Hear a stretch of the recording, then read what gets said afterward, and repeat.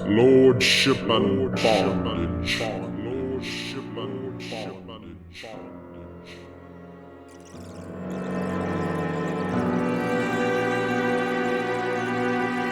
Essential nature is simply to live or to be for another.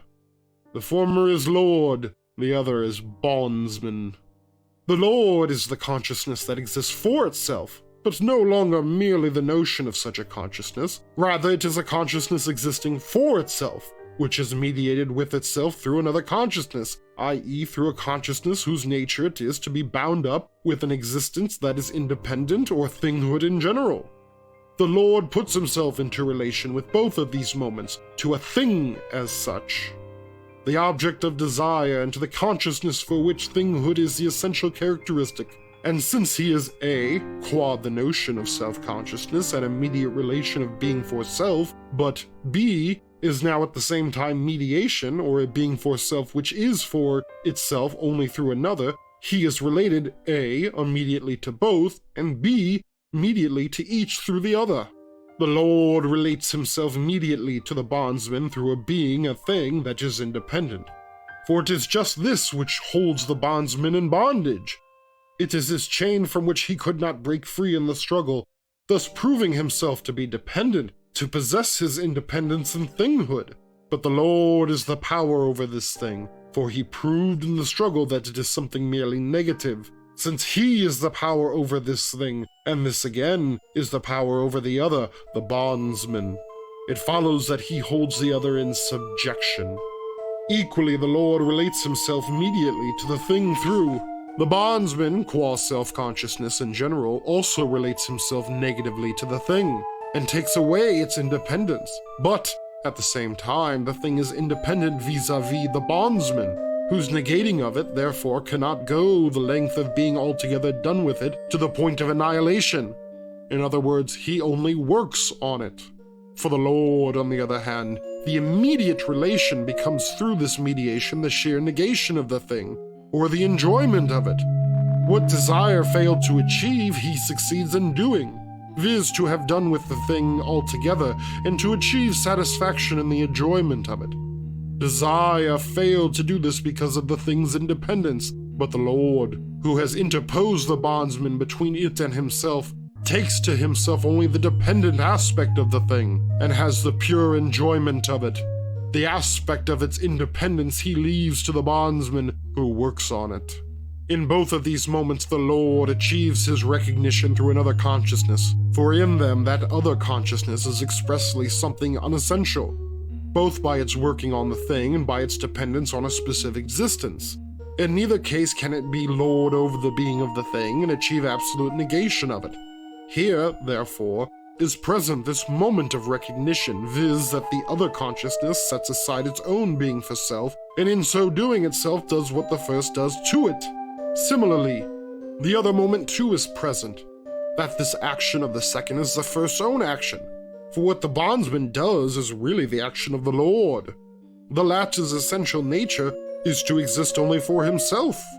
He is the sheer negative power for whom the thing is nothing. Thus, he is the pure, essential action in this relationship, while the action of the bondsman is impure and unessential. But for recognition proper, the moment is lacking, that what the Lord does to the other, he also does to himself, and what the bondsman does to himself, he should also do to the other. The outcome is a recognition that is one-sided and unequal. In this recognition, the unessential consciousness is for the Lord the object, which constitutes the truth of his certainty of himself. But it is clear that this object does not correspond to its notion, but rather that the object in which the Lord has achieved his lordship has in reality turned out to be something quite different from an independent consciousness. What now really confronts him is not an independent consciousness, but a dependent one. He is, therefore, not certain of being for self as the truth of himself. On the contrary, his truth is in reality the unessential consciousness and its unessential action.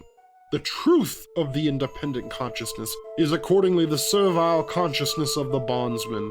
This, it is true, appears at first outside of itself, and not as the truth of self-consciousness. But just as lordship showed that its essential nature is the reverse of what it wants to be, so too servitude in its consummation will really turn into the opposite of what it immediately is. As a consciousness forced back into itself, it will withdraw into itself and be transformed into a truly independent consciousness. We have seen what servitude is only in relation to lordship, but it is a self-consciousness, and we have now to consider what, as such, it is in and for itself. To begin with, servitude has the Lord for its essential reality. Hence, the truth for it is the independent consciousness that is for itself.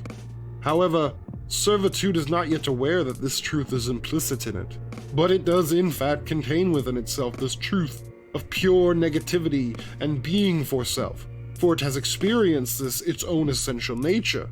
For this consciousness has been fearful, not of this or that particular thing, or just at odd moments, but its whole being has been seized with dread, for it has experienced the fear of death, the absolute Lord.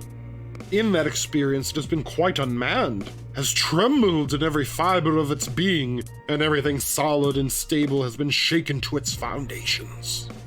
But this pure universal movement, the absolute melting away of everything stable, is the simple essential nature of self-consciousness, absolute negativity, pure being for self, which, consequently, is implicit in this consciousness.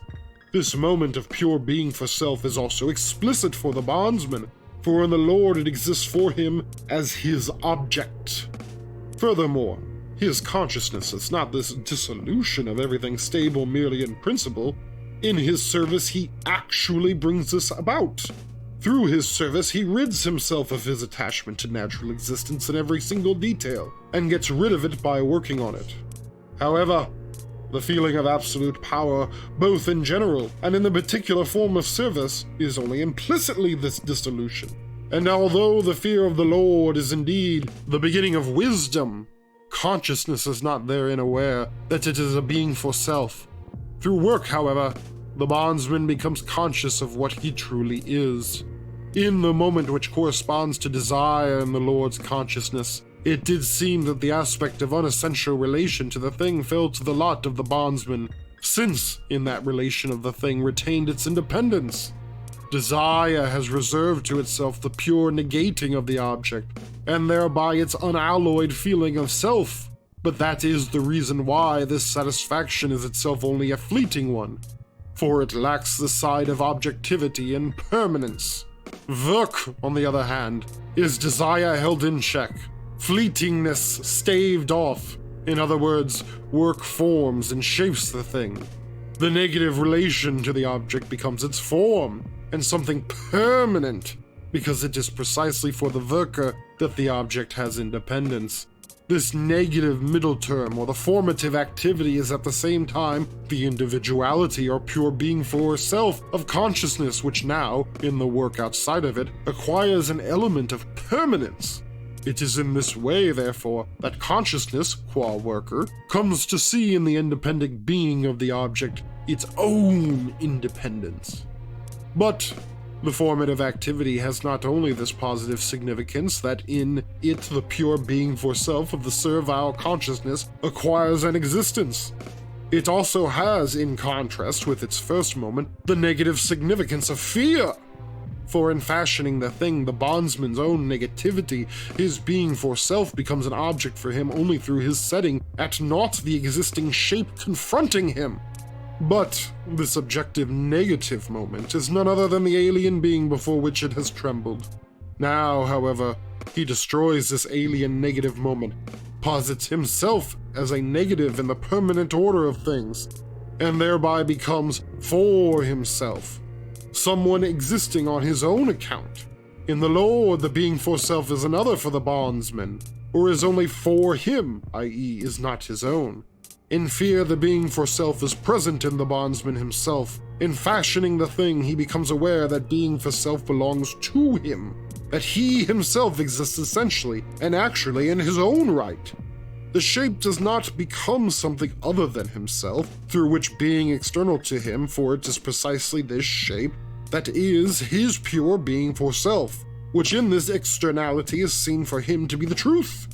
Through this rediscovery of himself by himself, the bondsman realizes that it is precisely in his work wherein he seems to have only an alienated existence that he acquires a mind of his own. For this reflection, the two moments of fear and service as such, as also that of formative activity, are necessary, both being at the same time in a universal mode. Without the discipline of service and obedience, fear remains at the formal stage and does not extend to the known real world of existence. Without the formative activity, fear remains inward and moot. If consciousness fashions that thing without that initial absolute fear, it is only an empty, self-centered attitude, for its form or negativity is not negativity per se, and therefore its formative activity cannot give it a consciousness of itself as essential being.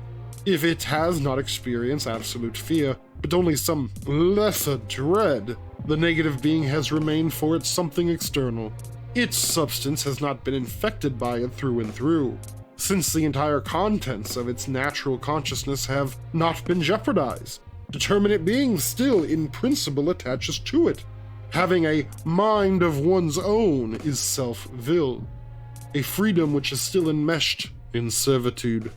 Just as little as a pure form can become essential being for it, just as little is that form, regarded as extended to the particular, a universal formative activity, an absolute notion. Rather, it is a skill which is master over some things, but not over the universal power and the whole of objective being. Special thanks to you, Srepet, for supporting the channel on Patreon.